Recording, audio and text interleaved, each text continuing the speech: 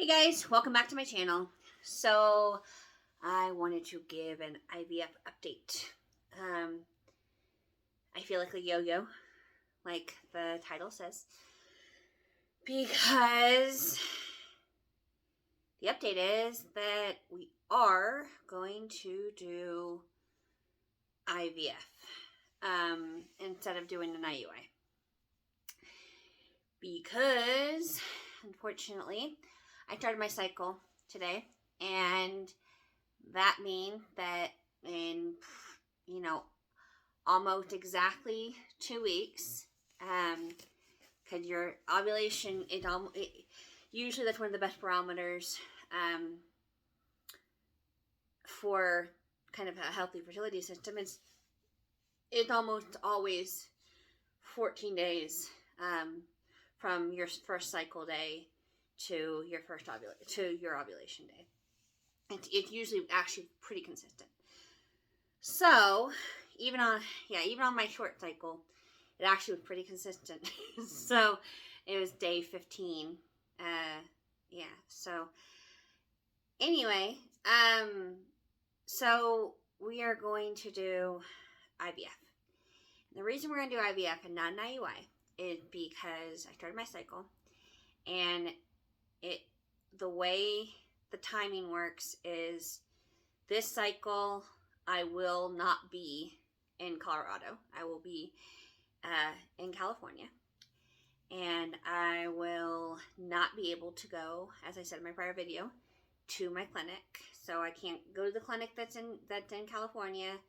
I even talked to her about it again today, and usually you can do monitoring at the clinics that are not your home clinic, but you can't usually do any of the procedures, like anything like that. Anyway, so we are not going to do IUI because I'm not going to be in town when I'm due to ovulate. And because February is for exactly 4 weeks, the likelihood is if I have a fairly normal cycle next cycle, I'm going to start again in the middle of the month, which will again put my cycle, my ovulation, right in the middle of another vacation. This vacation is my birthday vacation coming up, and then the vacation after that is the spring break, and I always go somewhere with my kids, and so I won't be in town again. So I told her, I said, I think if we're already gonna have to wait 2 months, because there's no way to manipulate my cycle, if we're already gonna have to wait 2 months, we might as well just do IVF, because IUI, again, much more cost effective. I've done 5 of them, and right now I'm only got a 40% success rate, and even then 40% is not, it's 40% with 2 losses that I lost very early. So we're gonna move on to IVF, and anybody who knows me knows I'm not a patient person. So the idea of having to wait 2 more months to do this, and 2 more months of waiting, which will put me 5 months from the last time I did an IUI, is a little bleh. Actually, not 5 months, 4 months from the last time I did an IUI. But I'm sorry, 5 months. So yeah, sorry. I can math. I can. So I'm frustrated and I don't want to wait. But that's how it is. And I'm just kind of understanding that I have to be patient. As I've said in my prior video, I am a person of faith. So I believe God is in the waiting, and I believe that waiting is good, and God will meet you in the waiting, and there's nothing wrong with waiting, except for when you're me and you're impatient and you just want it to happen now. but there's a reason. I don't believe everything happened for a reason. I'm not that kind of person. I believe that that there are certain God ordained points though that are kind of meant to stop you and slow you down. So I don't think everything is meant to be, but I do believe that decisions and journeys are guided, and there are definitely points where God knows the best outcome, and you just need to be patient to get to that outcome and trust Him. So that's where I am. I'm in the waiting. I'm in the trusting. In a way, it is a little relaxing because I don't have to be crazy. Like, I don't have to be kind of anxious for the next couple weeks and testing and kind of hoping, okay, is this going to happen right before my trip?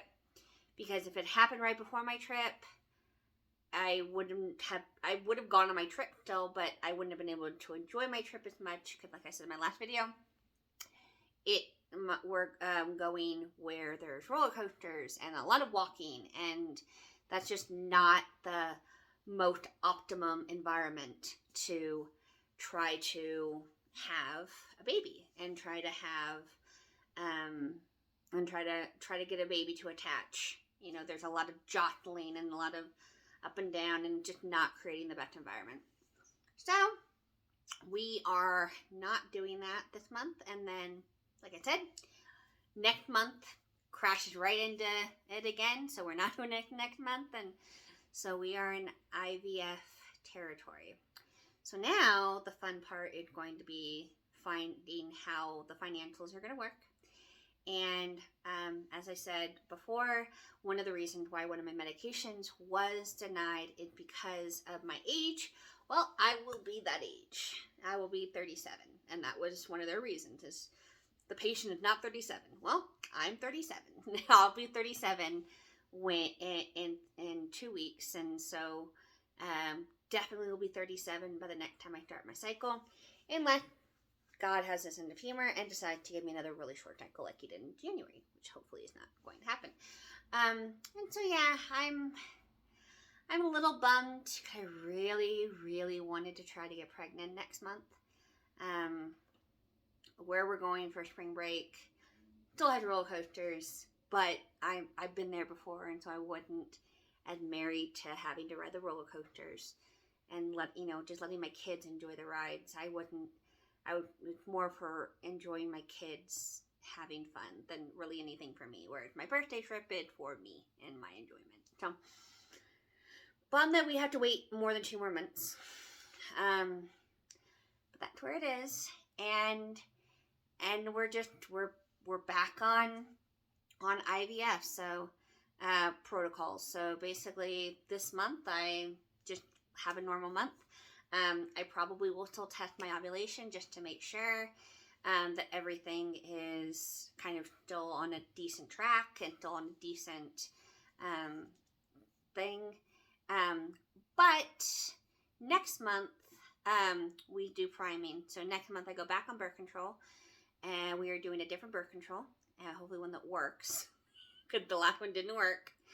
And then in the kind of the end of April, we will be able to redo it. So, and we'll be able to hopefully do a retrieval, and then that puts transfer in May, which I did find, I have kind of found this all very interesting in the sense that, this month was exactly a year since I did all my testing, and I found out I actually did have not necessarily guaranteed infertility, but I had issues that were going to make it harder for me to get pregnant, even if I was getting pregnant with a partner.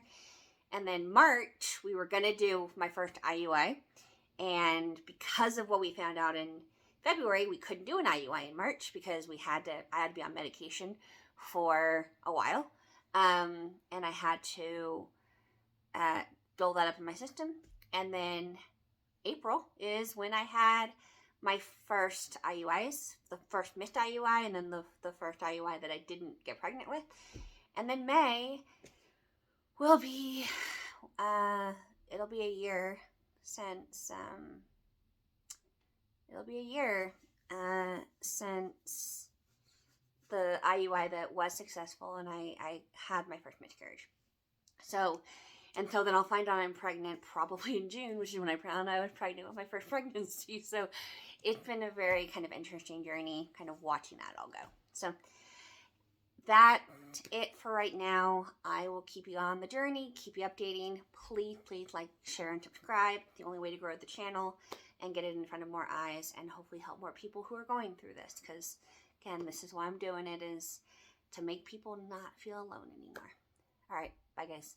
God bless.